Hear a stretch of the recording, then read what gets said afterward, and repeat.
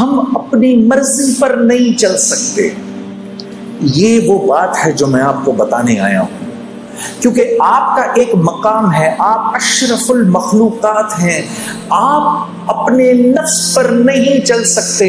अगर नफ्स कह रहा है कि सोता रहे, फजर गुजरती है तो गुजरे, ये आप नहीं कर सकते।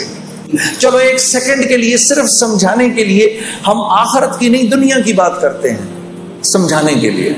तो जब आखिरत समझाने लगो तो फिर क्या अगला कहता है, अरे मौलाना यहाँ का बताइए, कौन जीता है तेरी जुल्फ के सर होने तक, आखिरत तो जब आएगी तब आएगी, देखा जाएगा। अभी ये बताएं मैं दुनिया में खूबसूरत जिंदगी कैसे गुजारूं।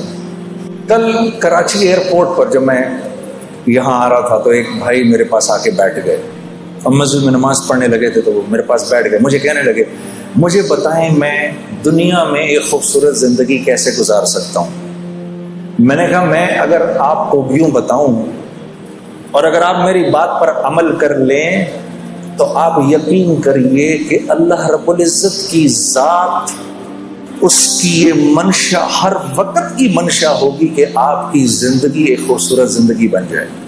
और जिसके लिए अल्लाह रब्बुल इज्जत तय फरमा लें कि इसकी जिंदगी खूबसूरत होगी, सारी की सारी कायनात मिलकर अगर उसकी जिंदगी को खराब करना चाहे, उसको परेशान करना चाहे तो नहीं कर सकती।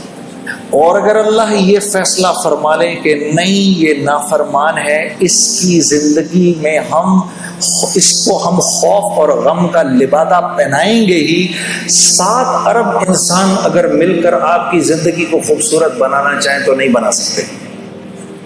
इसको कहते हैं ला इलाहा इल्लल्लाह। ये है ला इलाहा इल्लल्लाह कि मेरी हर हाजत अल्लाह की जात से जुड़ी हुई है।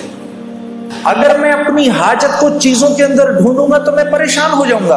अगर मैं ये समझूंगा कि मेरे भूख का ताल्लुक मेरे मैदे से है तो फिर मैं मखलूक से जाकर अपनी जरूरत को पूरा करने की कोशिश करूंगा। मखलूक तो खुद जरूरतमंद है, उन्हें तो खुद जरूरत है, वो तो खुद भूखे होने वाले हैं थोड़ी देर के अंदर, उसको तो खुद भूख लगने लगी है थोड़ी देर में। मेरे दोस्तों, भूख आती है अल्लाह के भूख के खजानों से, इसका ताल्लुक मैदे से नहीं है। आज तो ये बात इतनी अजीब है कि इस बात को करो भी तो मुसलमान की औलाद भी आपकी शक्ल को ऐसे देखती है कि जैसे पता नहीं कौन सी अनोखी बात कह रहा हूं मैं। लेकिन ये सच है, ये अल्लाह की सुन्नत है, इसने कभी तब्दील नहीं होना। मेरे बंदे, वफिस समाए रिज़्क़ुकुम वमा तुअदून, जो रिज़्क़ तू अपना दुनिया में ढूंढ रहा है, इसका ताल्लुक जमीन और आसमान से, सारी कायनात से नहीं है। ये तो हम आसमान से उतारते हैं तेरे लिए, फिर तू झूठ क्यों बोलता है। अब वो मुझे नौजवान कह रहा, मुझे बताएं मैं क्या करूं। मैंने कहा, भाई देखो, दुनिया में अगर अल्लाह की मान के चलोगे तो ये अल्लाह का वादा है कि अल्लाह तुम्हें हयातुन तय्यबा देंगे। और हयातुन तय्यबा और जिंदगी का नाम है जो जिंदगी अल्लाह लंबी कर देते हैं। नेक इंसान की जिंदगी अल्लाह लंबी कर देते हैं, उसकी तकदीर बदल देते हैं। उसकी तकदीर में जितने साल लिखे होते हैं, जब उसकी जिंदगी के अंदर अपनी फरमाबरदारी देखते हैं तो उसकी जिंदगी के सालों को बढ़ा देते हैं। आसमान से रिज़्क़ के वो दरवाजे खोलते हैं जो अक्सर नहीं खुलते, उसके लिए खास रिज़्क़ उतरता है। अल्लाह उसको लंबी जिंदगी देते हैं, बीमारी से पाक जिंदगी देते हैं, खौफ से पाक जिंदगी देते हैं, गमों से पाक जिंदगी देते हैं उसको। तो मैंने कहा, ये रिज़्क़ जब तुम्हारे घर आएगा तो अब तुम मुझे खुद बताओ, जब ये तुम्हारी औलाद के जिस्म में, ये खून में दौड़ेगा तो औलाद अल्लाह की फरमा बरदार बनेगी कि नाफरमान। तो मेरी शक्ल देखने लगा, फिर कहने लगा नाफरमान।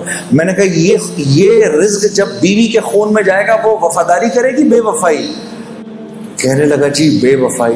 तो मैंने कहा, औलाद हो नाफरमान, बीवी हो बेवफा, तो जिंदगी सुकून में गुजर सकती है। मैंने कहा, घर के जो नौकर चाकर हैं जब वो एक खाएंगे तो तुम्हारे साथ वफादारी निभाएंगे कि बेवफाई करेंगे। कहा, जी बेवफाई। मैंने कहा, जब ये तुम्हारे जिस्म में जाएगा ये नाफरमानी का रिज़्क़, तो तुम अल्लाह की फरमा बरदारी करोगे, नाफरमानी करोगे? रात को तहज्जुद के लिए उठोगे क्या? फिर तुम रात को तहज्जुद की नमाज पढ़ोगे कि फिल्म देखोगे? कहता, जी मैं पूरी बात समझ गया, मैं पूरी बात समझ गया।